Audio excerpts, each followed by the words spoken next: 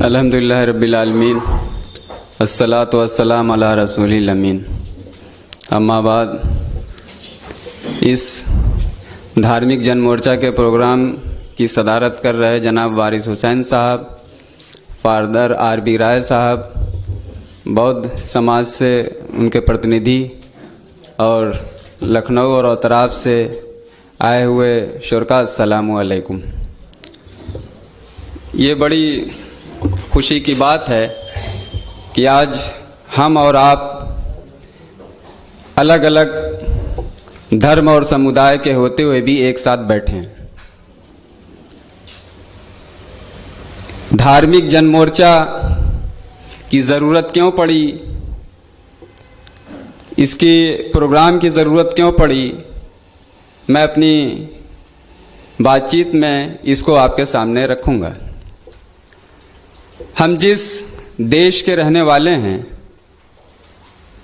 हम उसको अच्छी तरह से जानते हैं कि यहाँ सदियों से तमाम धर्म, मजहब, संप्रदाय के लोग एक साथ मिलजुल कर रहते चले आए हैं और पूरे विश्व में भारत की यही एक खूबसूरत पहचान है जहां हर तरह के लोग एक साथ रहते और बसते हैं।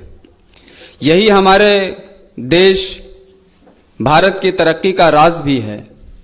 तमाम लोग एक साथ मिलके इसको आगे बढ़ाया है लोगों ने।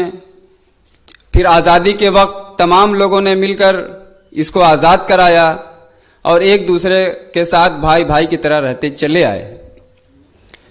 लेकिन पिछले कुछ सालों से हम सब ये महसूस कर रहे हैं कि ये जो भाईचारे का वातावरण है, इसको खराब करने की कोशिश की जा रही है, इसको दूषित करने की कोशिश की जा रही है। इसमें नफरत फैलाने का काम किया जा रहा है। ये बात सब लोग जानते हैं, जितने देश के लोग हैं जो सोच समझ रखते हैं, उनका अपना भी यही विचार है और उनके मन में ये बातें भी आती रहती हैं कि आखिर इसको कैसे दूर किया जाएगा, इस नफरत को कैसे मिटाया जाएगा।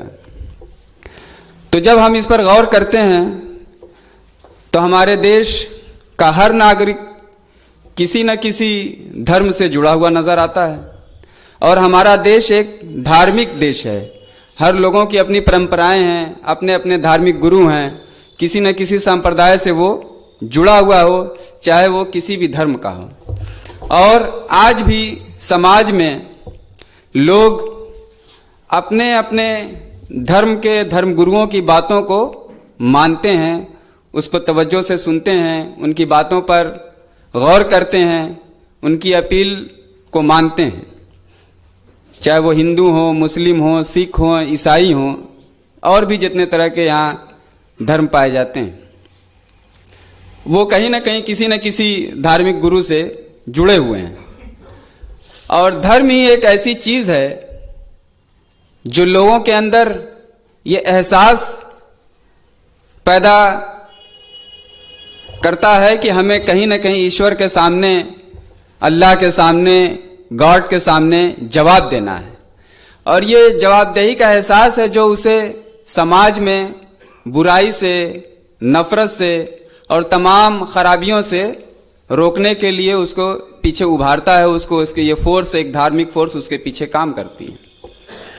उसी के तहत ये गौर किया गया कि एक ऐसा धार्मिक जन मोर्चा होना चाहिए जो लोगों को सही तरफ ले जाए, सही रहनुमाई करे। और सबसे पहले ये धार्मिक लोगों की, धर्म गुरुओं की ये जिम्मेदारी भी है, ये उनका कर्तव्य भी है कि जो लोग उनके फॉलोअर्स हैं, उनसे कहीं ना कहीं जुड़े हुए हैं, उनकी बातों को सुन रहे हैं, मान रहे हैं, तो उनके अंदर ये चीज पैदा की जाए कि वो नफरत के खिलाफ प्रेम, भाईचारा, मोहब्बत को आम करने का काम करें। ऐसा ना हो कि धर्म गुरु तो प्रेम और मोहब्बत की बात करें, बुराइयों को दूर करने की बात करें, लेकिन उनके मानने वाले फॉलोअर्स, उनके पीछे चलने वाले लोग इसका उल्टा काम करें। ये देश तभी आगे जा सकता है जब जो धर्म गुरु कहे और उसके लोग उसको ठीक से फॉलो करें। तो हमें ये भी देखने की जरूरत है, धर्म गुरु लोगों को ये भी देखने की जरूरत है कि जो हम कह रहे हैं, जो अपना कर्तव्य हम पूरा कर रहे हैं, हमारे मानने वाले लोग, हमारे फॉलोअर्स उस पे कितना अमल कर रहे हैं, उसके पीछे चल रहे हैं कि नहीं चल रहे हैं। नहीं चल रहे हैं तो उनके अंदर ये चीज कैसे पैदा की जाए, उनको किस तरह से गाइड किया जाए कि वो इस नफरत के माहौल से बचें और मोहब्बत के भाईचारे को आम करें। उसी के तहत आज ये प्रोग्राम रखा गया है कि हमारे जो भी धर्म गुरु लोग हैं वो कुछ तो यहाँ मौजूद हैं, बाकी बहुत से धर्म गुरु हैं जो यहाँ मौजूद नहीं हैं। तो इस धार्मिक जन मोर्चा के जरिए से एक एहसास जिम्मेदारी, एक कर्तव्य की बात उन तक पहुंचे कि हमें इस देश को बचाने के लिए, इस देश से नफरत को दूर करने के लिए हमें क्या कदम उठाने चाहिए, क्या काम करना चाहिए।